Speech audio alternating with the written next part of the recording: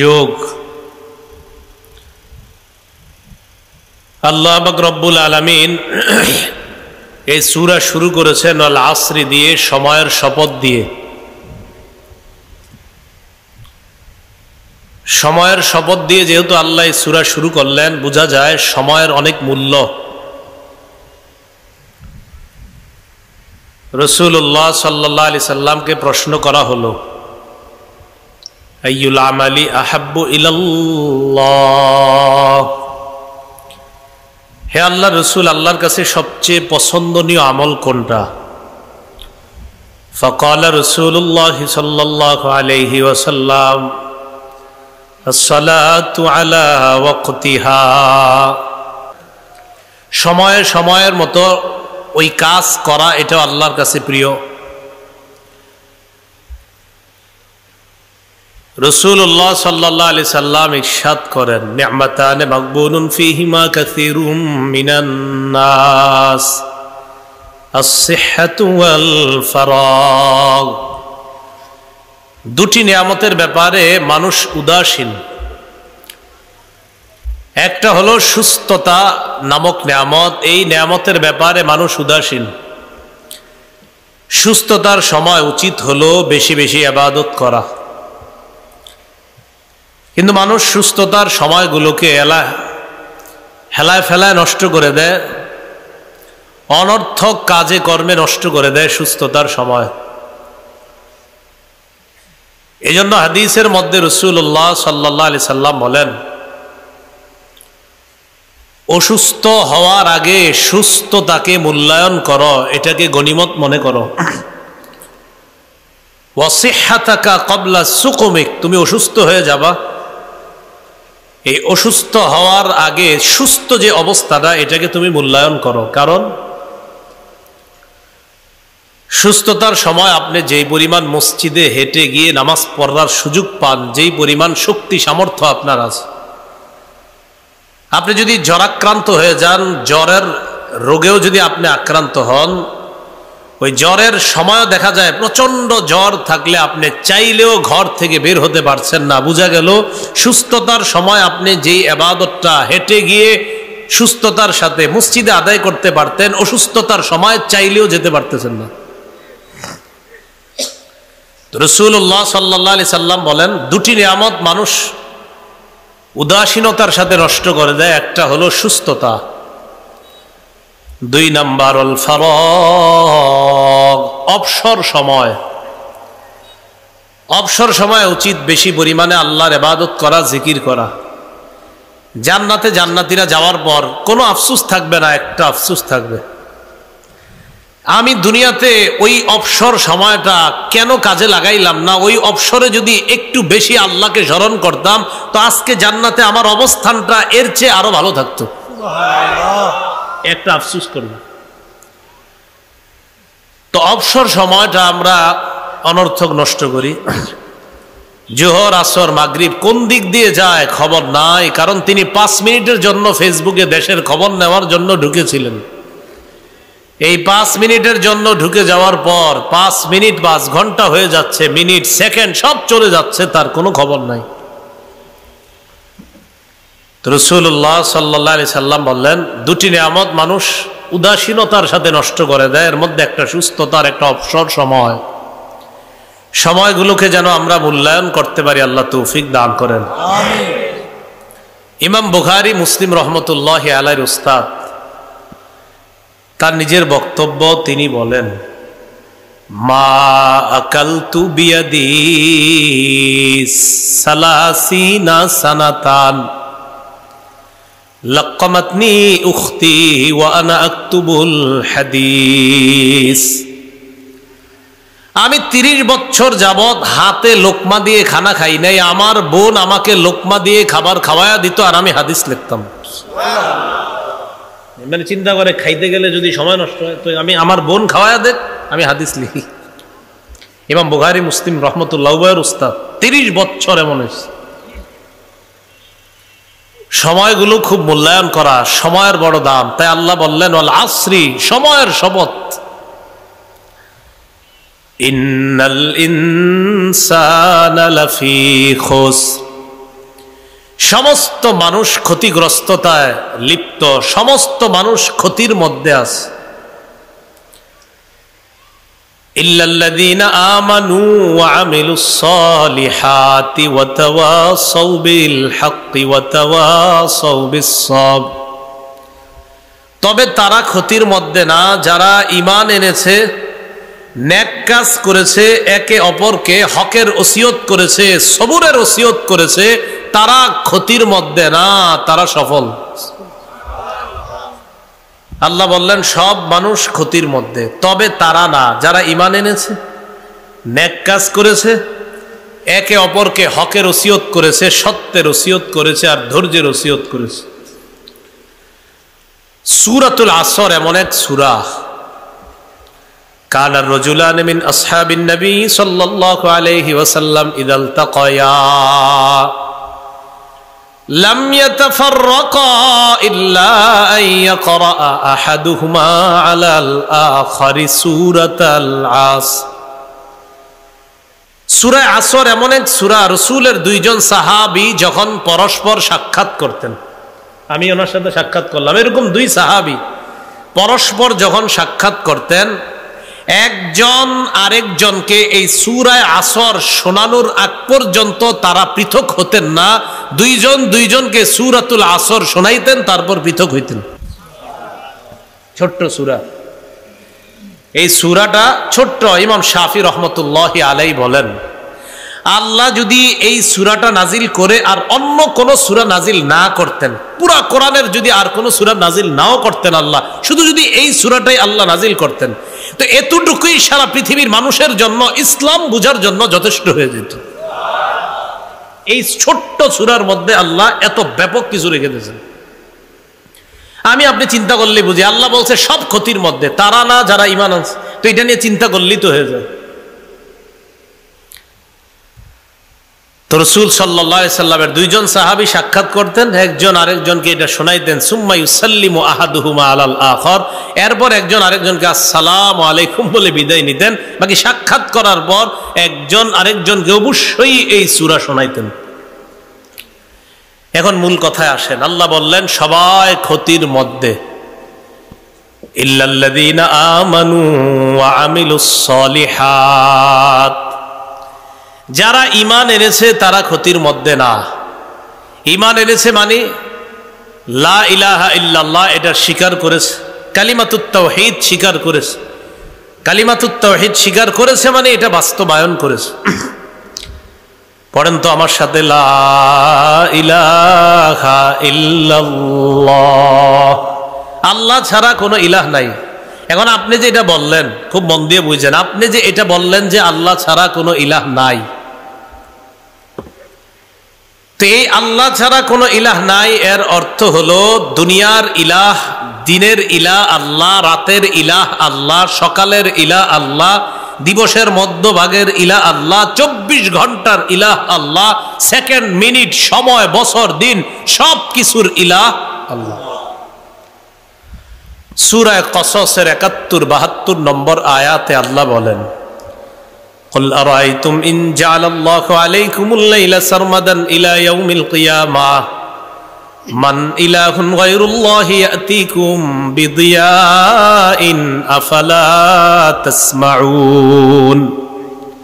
নবী আপনি বলেন, তোমরা কি ভেবে দেখেছো আল্লাহ যদি এই রাতকে কিয়ামত পর্যন্ত রাত রেখে দিতেন, যদি এটাকে আল্লাহ দিন না বানাইতেন, রাত্রকে যদি কিয়ামত পর্যন্ত আল্লাহ রাতই রাখতেন, তাহলে বলো আল্লাহ ছাড়া কে আছে যে এই রাতকে আলোকিত করে দিন বানাইতে পারে? আছে কেউ?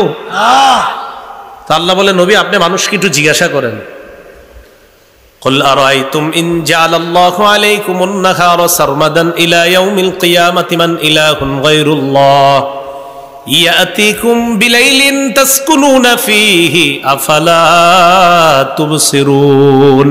নবী আপনি বলেন, তোমরা যে দিন বেলা, এই দিনের বেলা তোমরা কাজ কর্ম করার পর রাত্রে বেলা যে তোমরা আরাম করার জন্য বাসায় যাও, আমি আল্লাহ যদি এই দিনটাকে কিয়ামত পর্যন্ত দিন রাখতাম, নবী আপনি তাদেরকে জিজ্ঞাসা করেন, তো আল্লাহ ছাড়া কেউ কি আছে এই দিনকে রাত বানাবে? তাহলে দিনকে রাত বানায় কে? আল্লাহ। রাতকে দিন বানায় কে? আল্লাহ। আপনি যে লা ইলাহা ইল্লাল্লাহ বলছেন না, এর মানে রাতের রব আল্লাহ, রাতের ইলাহ আল্লাহ, দিনের ইলাহ আল্লাহ। এটা হলো আল্লাহ, আপনি ছাড়া কোনো ইলাহ নাই। আপনার সন্তান হয় না 5 বছর, কয় বছর? 5-10 বছর আপনার সন্তান হয় না। এখন আপনি শুক্রবার জুমার নামাজ আদায় করে কোন একজন আল্লাহর ওলির কবরে গেছেন, আল্লাহর ওলির কবরে, তো কবর জিয়ারত করতে গেলেন, মাশাআল্লাহ ভালো কথা। জিয়ারত করছেন, করার পর এতক্ষণ দোয়া করছেন আল্লাহর ওলির জন্য, আল্লাহ আপনি তার কবরটা জান্নাতের বাগান বানায় দেন, আল্লাহ আপনি আপনার এই ওলিকে আরো মর্যাদা দান করেন। দোয়া এতক্ষণ ওলির জন্য দোয়া করলেন, সব করে দোয়া শেষ করার পর হাত মুইসা দোয়া শেষ করলেন, আমিন বিরহমাতিকা আরহামার রাহিমিন বইরা শেষ করার পর এবার অলিকে বলতেছেন, ও আল্লাহর ওলি, আমার 5 বছর সন্তান হয় না, আমার বিবির যেন সন্তান হয়, আপনি সন্তানটা দিয়েন। অলির জন্য বলছে কারে? সন্তানের জন্য কারে কয়?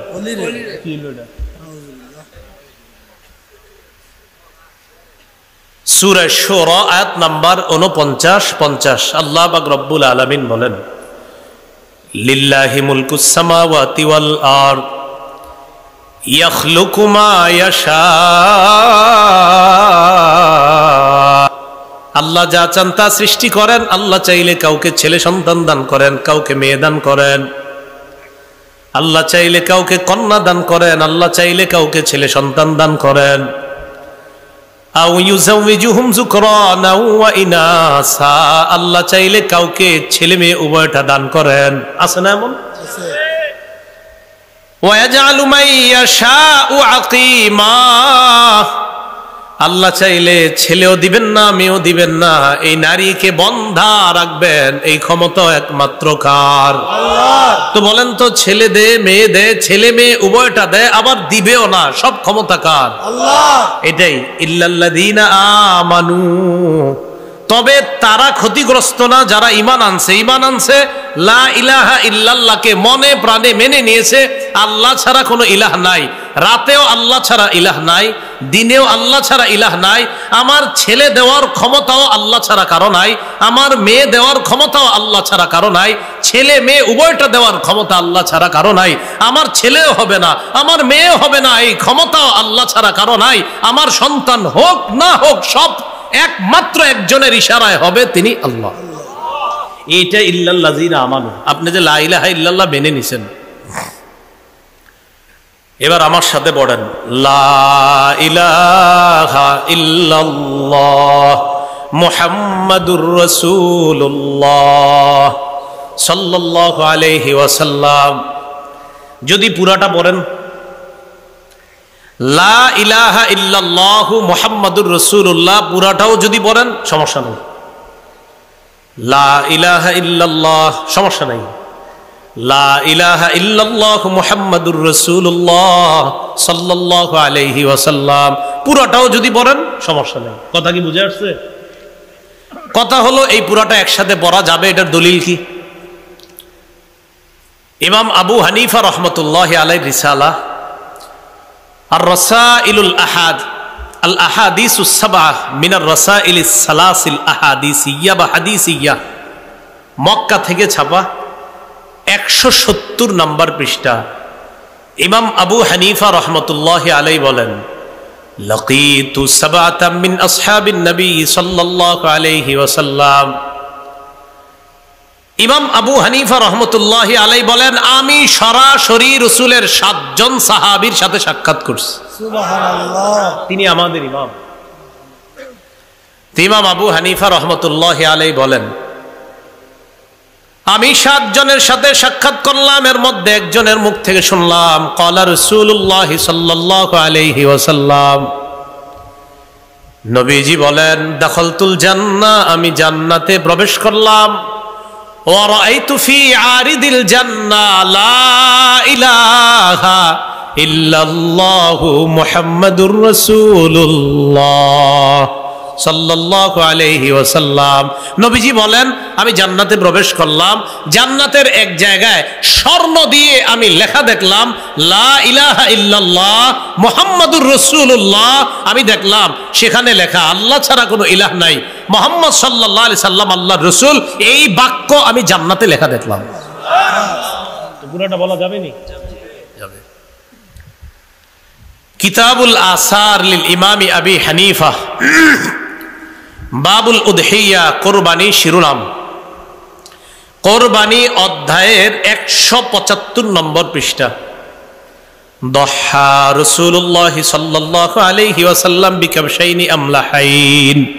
আল্লাহ রাসূল দুটি দুম্বা কোরবানি করলেন। যাবাহা আহাদাহুমা আন নাফসিহি, একটা দুম্বা নিজের পক্ষ থেকে কোরবানি করলেন।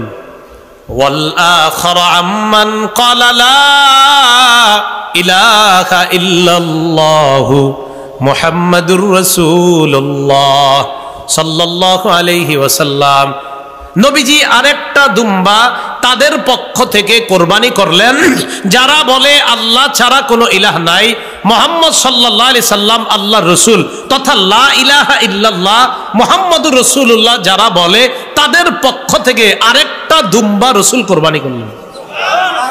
বলা যাবে নি পুরাটা? আচ্ছা, হাদিসের কিতাব নাম আল জামিউস সগীর, 1 নম্বর খণ্ড, 645 নম্বর পৃষ্ঠা। আনাস রাদিয়াল্লাহু তাআলা আনহুর বর্ণনা, তিনি বলেন, ক্বালা রাসূলুল্লাহ সাল্লাল্লাহু আলাইহি ওয়াসাল্লাম দাখালতুল জান্নাহ ফারাআইতু ফি আরিদাতাইল জান্নাহ সালাসাতা আসতুরিন বিয-যাহাব লা বিমাইজ যাহাব। রাসূলুল্লাহ সাল্লাল্লাহু আলাইহি সাল্লাম বলেন, আমি জান্নাতে প্রবেশ করলাম, জান্নাতের চারপাশে আমি তাকায়া 3টা লাইন দেখলাম, 3টা লাইন স্বর্ণ দিয়ে লেখা। রাসূল বলেন, স্বর্ণের পানি দিয়ে লেখা এমন না, এটা হলো স্বর্ণ কালি দিয়ে লেখা এমন না, মানে সোনালী কালারে, যেমন আপনাদের এই যে এটা সোনালী কালার, বিভিন্ন অংশ সোনালী কালার দেখা যাচ্ছে, কথার কথা। তো অনেক লেখা দেখবেন সোনালী কালার, রাসূল বলেন না না, সোনালী কালার বা সোনালী রং দিয়ে লেখা এমন না, রাসূল বলেন স্বর্ণ দিয়ে লেখা, অক্ষরগুলো স্বর্ণের। আমি 3টা লাইন দেখলাম, আস-সাতরুল আউয়াল লা ইলাহা ইল্লাল্লাহু মুহাম্মাদুর রাসূলুল্লাহ। প্রথম যে লাইনটা, ওই লাইনের মধ্যে লেখা স্বর্ণ দিয়ে লেখা, আমি তাকায় দেখলাম লেখা আছে আল্লাহ ছাড়া কোনো ইলাহ নাই, মুহাম্মদ সাল্লাল্লাহু আলাইহি ওয়াসাল্লাম আল্লাহর রাসূল, সুবহানাল্লাহ। ওয়াস-সাতরুস সানি, দ্বিতীয় লাইনের মধ্যে লেখা দেখলাম মা কদ্দামনা ওয়াজাদনা। দ্বিতীয় লাইনের মধ্যে লেখা, দুনিয়ার মধ্যে যত দান সৎকা করলাম, আমল নামা করলাম, এই দান সৎকার প্রতিদান জান্নাতের মধ্যে পেয়ে গেলাম। এটা দ্বিতীয় লাইনে লেখা। ওয়াস-সাতরুস সালিস, তৃতীয় লাইনের মধ্যে লেখা উম্মাতুম মুজনিবা ওয়া রাব্বুন গফুর। তৃতীয় লাইনের মধ্যে লেখা উম্মত গুনাহ করে আর দয়াময় আল্লাহ মাফ করে দেয়। তাহলে বলেন তো, 3 লাইনের 1 লাইনের মধ্যে কি লেখা? লা ইলাহা ইল্লাল্লাহু মুহাম্মাদুর রাসূলুল্লাহ। এখন কেউ যদি লা ইলাহা ইল্লাল্লাহ পড়ে সমস্যা নাই, কেউ যদি পড়ে লা ইলাহা ইল্লাল্লাহু মুহাম্মাদুর রাসূলুল্লাহ, তাও সমস্যা নাই। কথা কি বুঝে আসছে? তাহলে ঝগড়া না বুঝতে হবে? ঝগড়া করা যাবে না। কিতাবের নাম আল মুস্তাদরাক লিল হাকিম, 3 নম্বর খণ্ড, 121 নম্বর পৃষ্ঠা। রাসূলুল্লাহ সাল্লাল্লাহু আলাইহি সাল্লাম পাহাড়ের পিছনে আত্মগোপন করে আছে। আপনারা জানেন কাফেরদের অত্যাচারে রাসূল সাল্লাল্লাহু আলাইহি সাল্লাম প্রায় 3 দিনের মতো আত্মগোপন করেছিলেন। তো রাসূলুল্লাহ সাল্লাল্লাহু আলাইহি ওয়াসাল্লাম আত্মগোপন করে আছেন। ইনতালাকা আবু যাররিন ওয়া ইবনু আম্মি আবি যাররিন রাদিয়াল্লাহু তাআলা আন। নবীজির সাহাবী আবু যর এবং তার চাচাতো ভাই রাসূলকে তালাশ করার জন্য বের হলেন। ইয়াতলুবু রাসূলুল্লাহ সাল্লাল্লাহু আলাইহি ওয়াসাল্লাম, আল্লাহ রাসূলকে তালাশ করতেছে আবু যর, সাহাবী আবু যর এবং তার চাচাতো ভাই রাসূলকে তালাশ করতেছে। কেন? যে নবী নাকি কি এক দাওয়াত দেয়, এই দাওয়াতটা তারাও শুনতে চায়, তারাও তখনও ঈমান আনেননি, এই আবু যর এবং তার চাচাতো ভাই দুইজন আল্লাহ নবীর সামনে গেছে। যাওয়ার পর নবীজিকে বললেন, ইন্না আতাইনাকা লিনাসমা মা তাকুল, আপনি নাকি একটা দাওয়াত দেন, এই দাওয়াত শোনার জন্য আপনার কাছে আসছি, বলেন আপনি কি বলেন? নবীজি বললেন, আমি দাওয়াত দেই আকুলু লা ইলাহা ইল্লাল্লাহু মুহাম্মাদুর রাসূলুল্লাহ,